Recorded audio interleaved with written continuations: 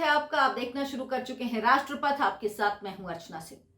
जोशीमठ दरक रहा है, जोशीमठ धंस रहा है। जोशीमठ में हर तरफ दुख है, आंसू है, बेबसी है।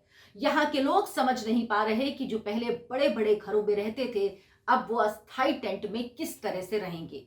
600 परिवारों को यहाँ से विस्थापित किया जा रहा। केंद्र सरकार और धामी सरकार अब एक्शन में है, लेकिन सवाल यही कि दशकों पहले जब बता दिया गया था कि जोशीमठ एक खतरे की भूमि पर बना हुआ है, मलबे पर बसा हुआ शहर है, तो क्यों उन रिपोर्ट्स पर ध्यान नहीं दिया गया। जोशीमठ के सिर्फ 98 गांव ही नहीं, बल्कि भारत की आध्यात्मिक धार्मिक धरोहर भी खतरे में है।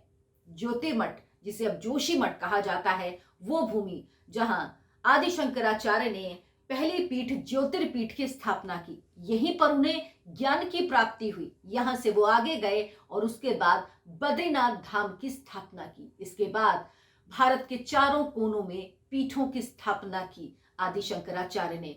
तो क्या आदि शंकराचार्य की वो भूमि, क्या भारत की वो धार्मिक धरोहर भी खतरे में है? क्या भारत की इस धार्मिक धरोहर को कोई खतरे से बचा पाएगा? क्या इस खतरे को कोई टाल पाएगा?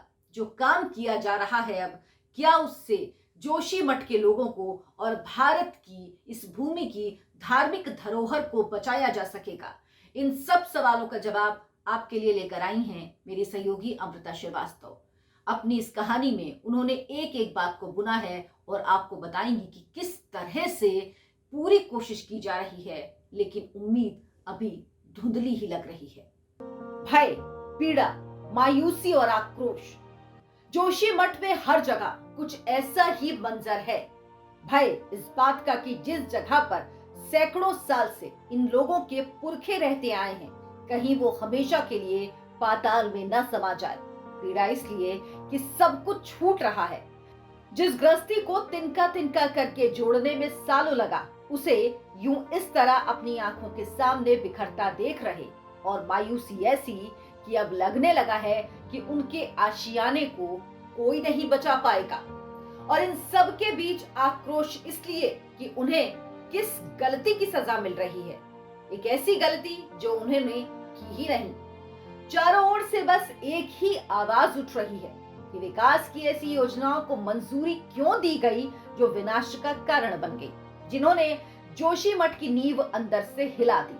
अब सबसे बड़ा सवाल ये कि क्या अब भी जोशीमठ को बचाया जा सकता है?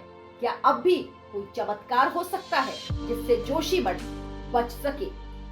कोशिशों की बात करें तो देर भले ही हो चुकी है, लेकिन अब जोशीमठ आपदा पर केंद्र और राज्य दोनों एक्शन मोड में हैं।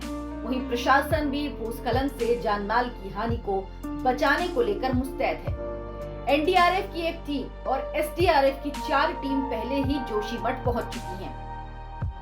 प्रभावित परिवारों को सुरक्षित स्थानों पर पहुंचाया जा रहा। प्रशासन ने पूरे शहर को 3 अलग अलग जोन में बांटा: सुरक्षित, असुरक्षित और बफर जोन। क्षतिग्रस्त घरों में रह रहे परिवारों को अस्थायी राहत केंद्रों में पहुंचाया गया है। बाकी बचे परिवारों को भी निकाला जा रहा। अब आपको बताते हैं कि जोशीमठ को बचाने के लिए सरकार ने क्या एक्शन प्लान तैयार किया। लघु, मध्यम और दीर्घकालीन अवधि की योजनाएं।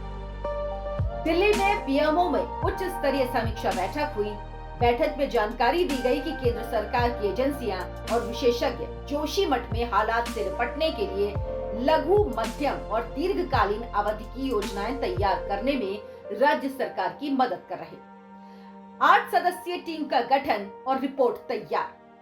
सरकार ने जांच के लिए 8 सदस्यीय एक टीम बनाई, जिसने अपनी रिपोर्ट सौंप दी। रिपोर्ट में कहा गया कि प्रभावित लोगों को तुरंत वहां से शिफ्ट किया जाए और क्षतिग्रस्त इमारतों को गिराकर उनका मलबा हटाया जाए। इस टीम में राष्ट्रीय आपदा प्रबंधन प्राधिकरण, राष्ट्रीय आपदा प्रबंधन इंस्टीट्यूट, भारतीय भूगर्भ सर्वे संस्थान, IIT Roorkee, Wadia institute of Himalayan geology, national institute of hydrology और सेंट्रल बिल्डिंग रिसर्च इंस्टीट्यूट के वैज्ञानिक शामिल थे। रिपोर्ट में जोशीमठ की दरार को लेकर क्या अहम बातें सामने आई, ये जानना जरूरी है। जेपी कॉलोनी से मारवाड़ी ब्रिज तक सैंपल इकट्ठा किया गया, क्योंकि यहीं से पानी निकलना शुरू हुआ था। इसकी वजह से जमीन के अंदर खाली जगह बनी, जिसकी वजह से धंसाव हो रहा। कुछ जगह पर क्रैक 1 मीटर से ज्यादा गहरा है। जमीन कुछ जगह समतल नहीं रह गई है, जिसकी वजह से दीवारों और भवनों की नींव कमजोर हो गई। इसकी वजह से भवनों और मैदानों में दरारें देखी जा रही हैं। सर्वे टीम ने रविग्राम, गांधीनगर, एनटीपीसी और एटी नाला का दौरा किया और पाया अगस्त 2022 से ज्यादा दरारें आई हैं। Vishnugad NTPC hydro power project का भी दौरा कर सर्वे किया गया और ये समझने की कोशिश की गई कि क्या टनल की भी कोई भूमिका इन दरारों के पीछे है। अलकनंदा नदी के कटाव का भी निरीक्षण किया गया। ये तय किया गया कि विष्णुप्रयाग से मारवाड़ी के बीच एक अर्धचंद्राकार दीवार बनाई जाए। सर्वे में पाया गया कि 2022 की रिपोर्ट को लागू किया जाना चाहिए। जिन घरों में ज्यादा नुकसान है उन्हें ध्वस्त कर मलबे को हटाया जाना चाहिए। इलाके में मिट्टी की जांच कराई जानी चाहिए। साथ ही जियो फिजिकल जांच भी होनी चाहिए।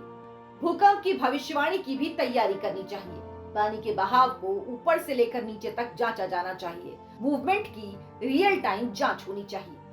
यह तैयारियों की वो रूपरेखा है जिससे इस आध्यात्मिक शहर को बचाने की कोशिश की जाएगी। लेकिन फिलहाल जो हालात दिख रहे उसमें किसी दैवीय चमत्कार से ही उम्मीद की जा सकती है, क्योंकि इंसानों ने तो इस शहर को बर्बादी के मुहाने पर लाकर खड़ा कर दिया। अगले कुछ दिन इस शहर पर भारी हैं और ये सिर्फ आने वाला वक्त ही बताएगा कि भगवान विष्णु की देवस्थली और आदि गुरु की तपोभूमि बच पाएगी या फिर जिस तरह की भविष्यवाणियां हम लोग सुनते आए हैं कि बद्रीनाथ जाने का मार्ग हमेशा के लिए बंद हो जाएगा, ऐसा ही कुछ होने वाला है और जोशीमठ विलुप्त हो जाएगा।